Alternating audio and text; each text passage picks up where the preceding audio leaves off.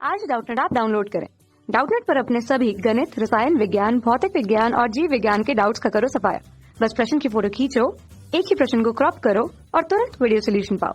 अभी डाउनलोड करें। Hello students, आपके सामने एक प्रश्न दिया है कि मल विसर्जन के लिए उपयुक्त स्थान है।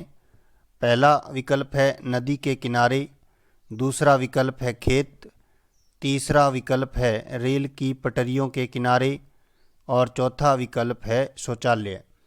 तो देखिए, अगर हम बात करें मल विसर्जन की तो हम कह सकते हैं कि मल विसर्जन होता है तो मल में क्या होता है, विभिन्न प्रकार की अशुद्धियाँ होती हैं और विभिन्न प्रकार की अशुद्धियाँ होने के साथ साथ जहाँ पे मल का विसर्जन होता है वहाँ पर उन मल के अंदर उपस्थित कार्बनिक पदार्थों पर विभिन्न प्रकार के रोगजनक भी पाए जाते हैं।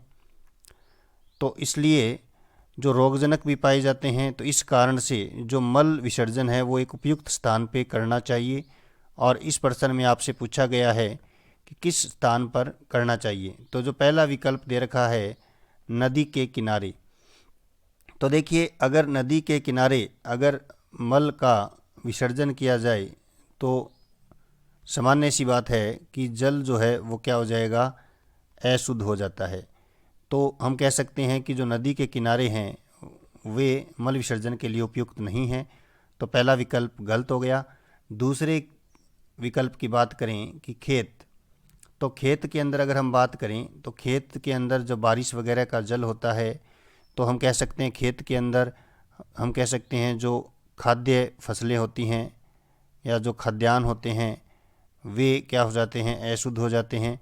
तथा खेतों के जो जल होते हैं, बारिश का जल होता है जो खेतों से होता हुआ लास्ट में जल स्रोतों में ही जाता है, तो यहाँ पर भी हम कह सकते हैं कि जो जल अशुद्ध है उसका खतरा रहेगा।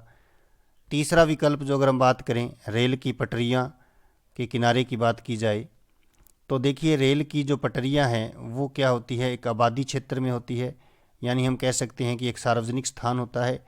तो सार्वजनिक स्थान है तो वहाँ पर अगर हम खुले में अगर शौच या मल का उत्सर्जन करेंगे तो वहाँ पे जो विभिन्न प्रकार की मच्छर मक्खियाँ जो होती हैं वे क्या करेंगी, रोगों का वाहक करेगी, यानी रोग वाहक जो होंगे वो ज़्यादा उत्पन्न हो जाते हैं।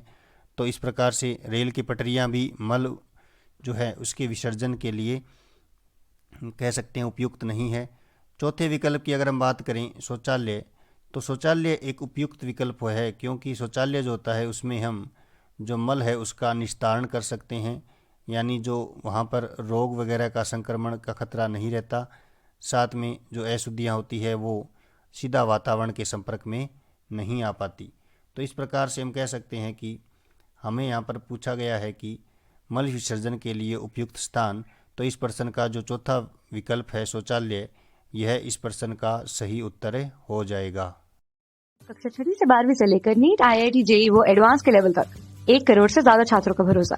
आज ही डाउनलोड करें डाउटनेट ऐप या व्हाट्सएप करें अपने सारे डाउट्स 8400 400 400 पर।